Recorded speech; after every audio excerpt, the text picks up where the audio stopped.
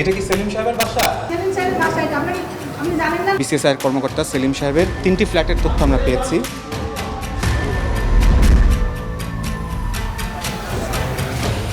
একটা ফ্ল্যাট 50 লক্ষ টাকা বিক্রি করছে আর কি। আপনার নামে দুটো মামলাও আছে। ভাই বাংলাদেশে হাজার হাজার মানুষের নামে মামলা হচ্ছে, ভুয়া মামলা, এগুলো নিয়ে কথা বলে লাভ নেই।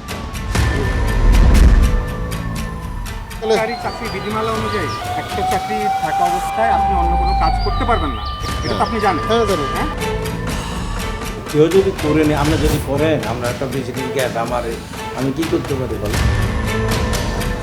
স্যার যদি অনুমতি না দেয় স্যার, আমি কোন স্যার? আমাদের সিকিউরিটি ইনচার্জ, তারপরে আমাদের সচিব স্যারের। বিজ্ঞানী না সুবিধাভোগী, দেখতে চোখ রাখুন 26 জুন শুক্রবার রাত 10টায় শুধুমাত্র দেশ টিভির পর্দায়।